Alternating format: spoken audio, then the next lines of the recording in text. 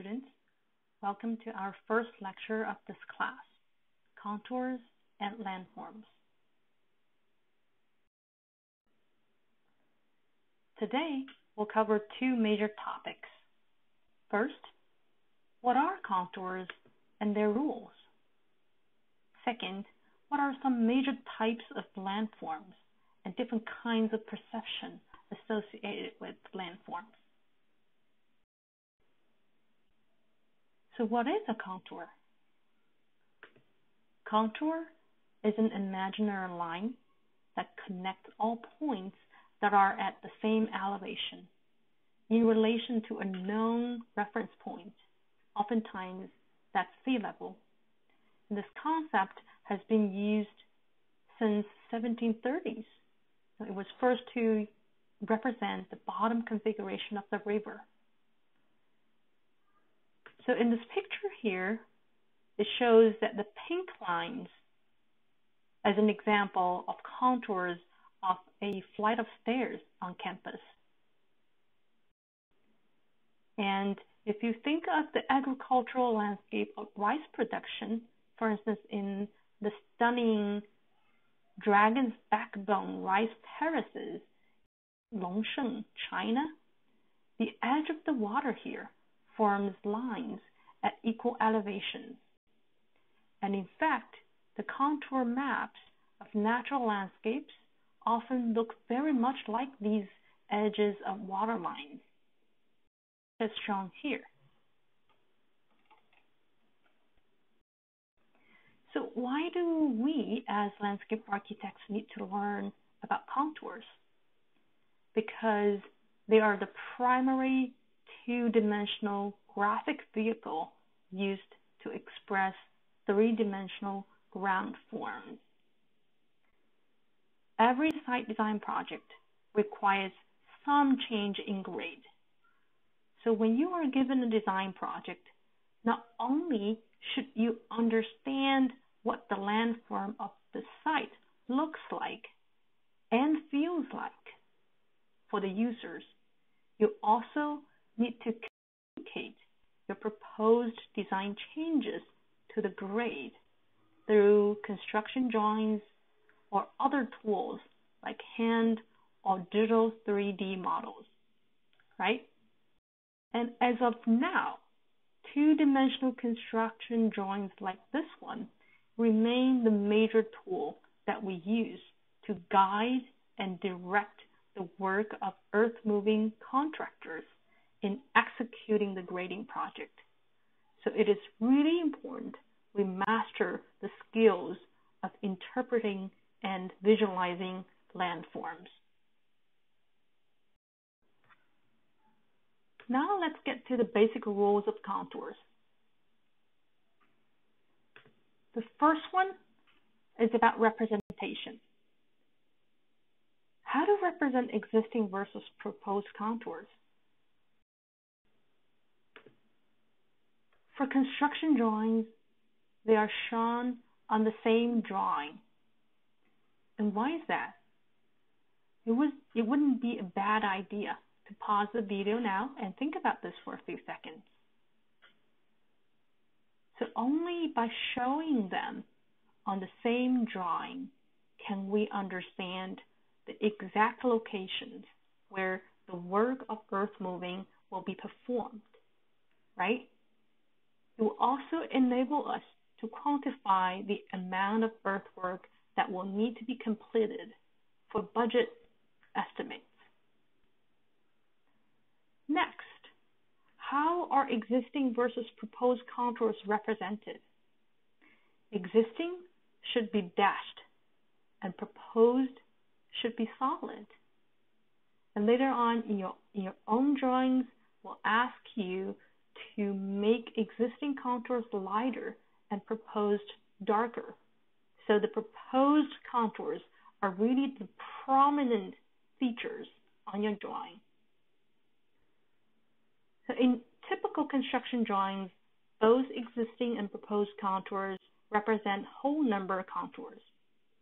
But sometimes you'll see contours not at whole numbers.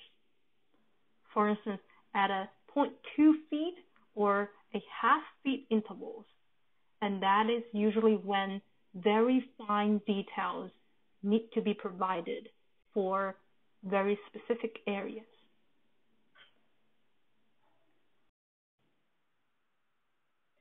Now the second set of rules. Every contour line closes on itself.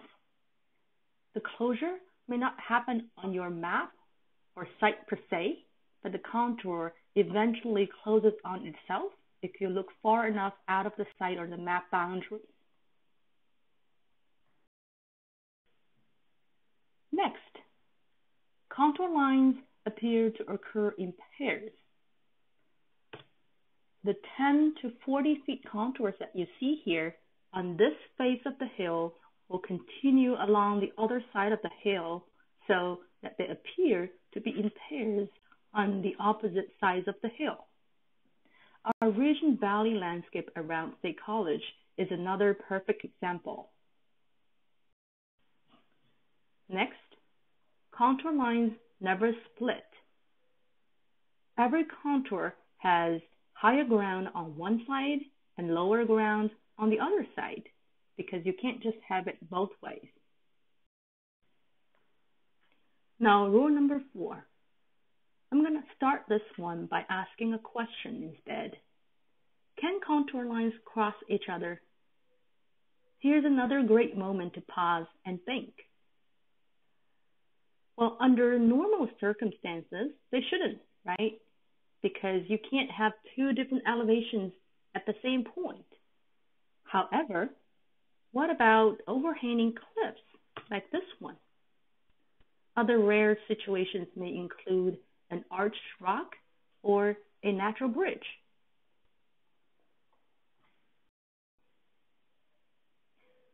Rule number 5. Contour interval remains the same on a site plan. Contour interval is defined as the vertical distance between two contours. Now, different maps may need to use different contour intervals depending on factors such as the scale of the map or the nature of the ground, right? So for instance, for the typical USGS topographic maps, the scale is usually 1 to 240,000, usually has a 20 feet contour interval. But for smaller maps or drawings where you need to show topographical details, a smaller interval will be more appropriate. For instance, most grading plans that you will work on use 1 feet to 2 feet intervals.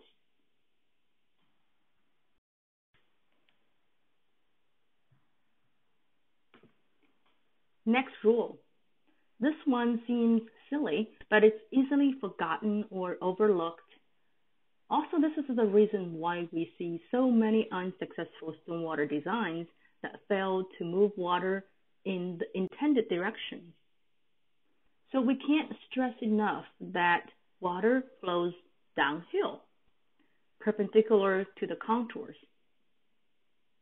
Because the perpendicular line is the shortest distance between contours, that is also the steepest, the easiest route for water to travel downhill.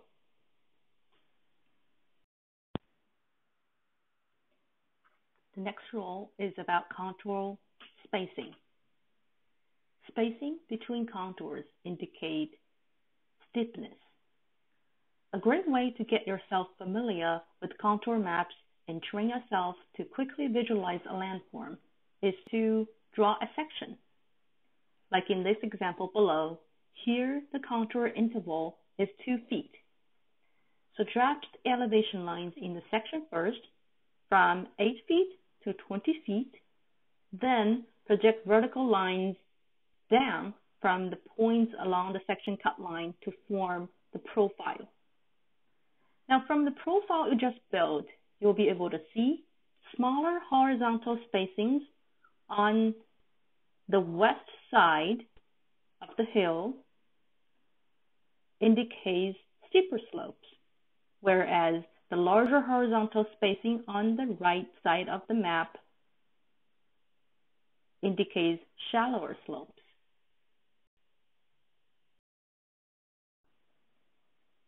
And then to build upon that, the steepest slope is always perpendicular to the contours because that's the shortest distance, the shortest spacing.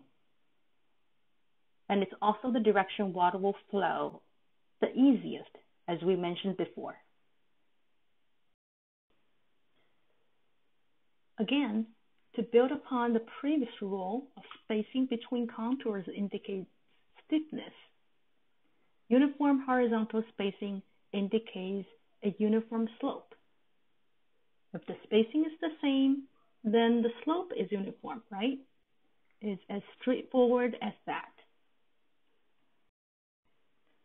And uniform slopes, such as shown here for the roadways, parking lots, and side slopes, are sometimes important because they're simple to understand, they're easy to build, therefore fewer mistakes during construction, and also they can save money. A lot of the times, they're also comfortable and safe to use. That's particularly true in the case of a parking lot or roadways.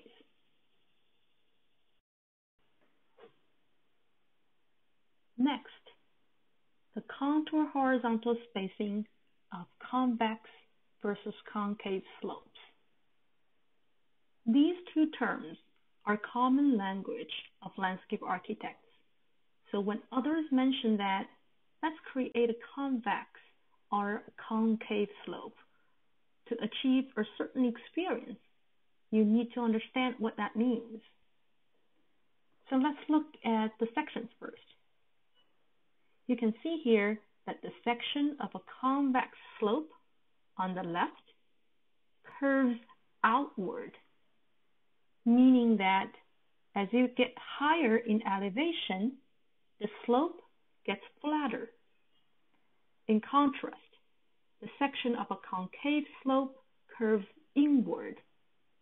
As you get higher, the slopes become steeper instead. So the way slope changes from downhill to uphill tells you the differences in the contour spacing for these two slopes. If you look at the plan, for convex, the spacing increases as you move uphill. For concave, the spacing decreases as you move uphill. Again, here from the rice terraces in Longsheng, you can see examples of both convex and concave slopes.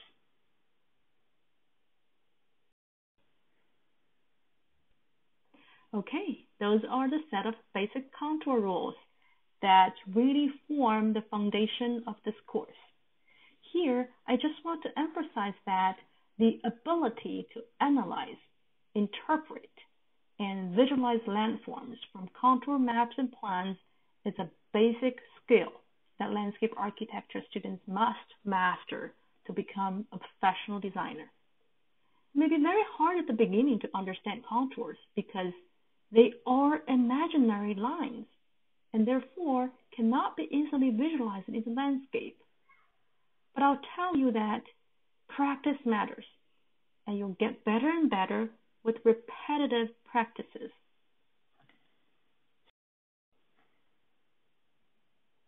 So start with simple practices like this one. Manually construct a cross-section. Just a note that this handout is available to you under Week 1 module on Canvas.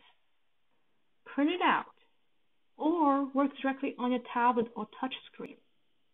Going through this exercise once, even if you already know how to do this, but going through it again will definitely help you understand the association between contour spacing and slopes. And don't just do it once for this exercise. Throughout the semester, if you have difficulty visualizing what the landform may look like, construct a freehand cross-section.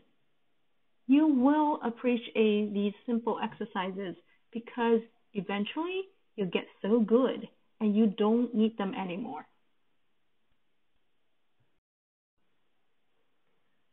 Next, I want to talk a little more about how grading relates to design and how it significantly influences the success of the project functionally, visually, and experientially. So when you are given a site, how do you describe the current landscape in the first place? And what kind of experience would you like to create for the users?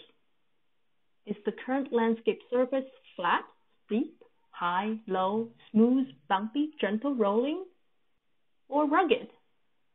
What kind of changes would you like to make, either to amplify or alter the current perceptions? Now remember, the perceptions are based on how people move through the landscape, not just from static location. So turn on all of your senses whenever you go out to visit a landscape and ponder upon how landforms affect the static character of an area as well as one's perception of the space. Over time, you may discover principles such as the level land tends to unify the landscape because it induces a feeling of exposure with uninterrupted views, right? On the contrary, a hilly land with a lot of topographic features tends to divide the space. You'll discover many more principles like that. Okay, starting from this slide, we'll introduce the variety of scales that landscape architects work professionally. The good news is that despite all of these varied scales, the process of reading, interpreting, and visualizing landforms is the same.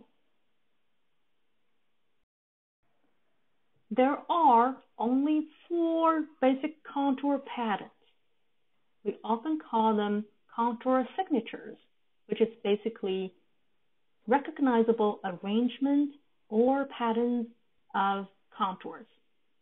And if you disregard the numbers on the contours, there are really only 2 basic patterns. The first and second contour patterns are summit or depression. When you see concentric closed contours, they represent either a summit or depression. We'll talk about the differences between a summit and depression in a second. The third and fourth contour patterns are ridge or valley. If you have a set of oftentimes V-shaped contours pointing either uphill or downhill, they represent either a ridge or a valley. Again, we'll talk about the differences between ridges, valleys, and swells in a second. Now back to the summit contour pattern. Here, the contours form concentric closed figures with the highest contour at the center. You could also call it a hill, a knoll, or a mountaintop. Since the land slopes away in all directions, summits tend to drain well. So here is an example of a summit signature in a built landscape. You can see that beside the contours and their numbers, you see a high point label, abbreviated as HP, with its elevation on the top of the summit from the drawing. Now, the contour pattern of a depression. Opposite to the summit, here contours form concentric closed figures with the lowest contour at the center. Lakes, ponds, wetlands, sinkholes, drains, or puddles are also represented by this contour signature. Instead of directing water away, depressions collect water, right? Here is an example of a drainage inlet next to a building. indicated by REM. You don't have to memorize these terms at this point, but REM refers to drainage rim elevation, which is the top elevation of a catch basin structure. Next, the third basic signature, the ridge.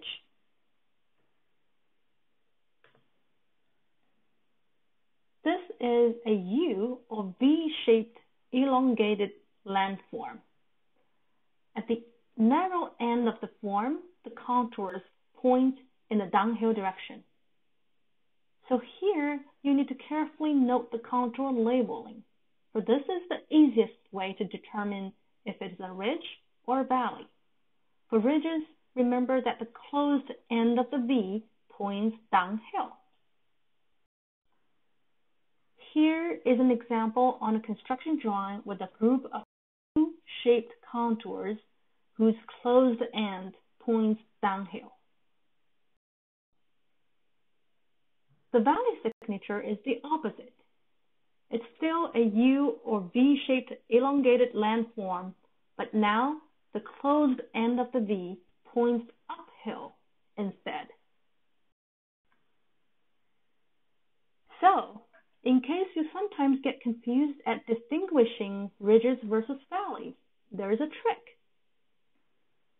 You'll be given maps at all kinds of different orientations, right?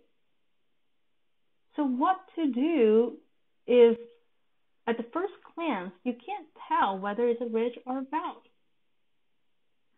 The trick is to turn the page or the screen or simply turn your own head so that the higher contours are on the top. The lower contours are on the bottom. And you'll notice that the sections of these landforms are the opposite of their plans. So once you turn the page as directed, if your contours look like a V, is a ridge. If they are an upside down V, is a valley.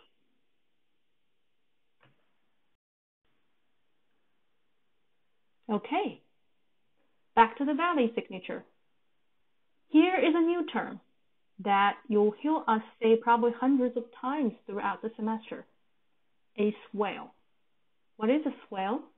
It's a valley at the site scale.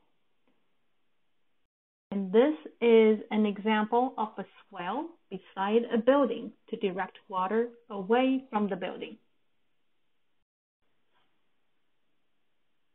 Now let's get to more variations by scale. Berm or mound. What is a berm? Berms are mounds of soil or small hills commonly created in a site-scale project. They can be used to direct flow in a certain direction or around an area. They can be used as raised barriers to separate two areas or to screen views. It can also be a way to store excessive soil on site, right? There's too much excavation from other parts of the site, and if you don't want to truck the soils outside to remote places, you can store them on site by building a berm to save money. So anyway, you can see here that berms have a combination of summit ridge signatures at the site scale. Next, we have crown. The term crown usually refers to the crown of a road or a parking lot. It's essentially a ridge, but at the site scale. So here you see straight V-shaped contours with the closed end of the V pointing downhill. And the crown of the road here directs water from the road to its sides. Here we have another small scale variation of a ridge. That is a raised center island in the middle of the road. Same contour pattern, just that the contours in the island are curved instead of straight because this is not a paved surface. Also, the side slopes of the island are steeper than that of the road. We touched on the concept of the swell in a previous slide, but here you can clearly see what a swell looks like around a house designed to protect the house from being flooded. We'll practice designing that swell a lot this semester. Next one, gutter along a curb. An even smaller scale valley signature here. The contours that form the gutter are actually these red contour lines. Although it is a little harder to see, but they are indeed V-shaped contours with the closed end of the V pointing uphill.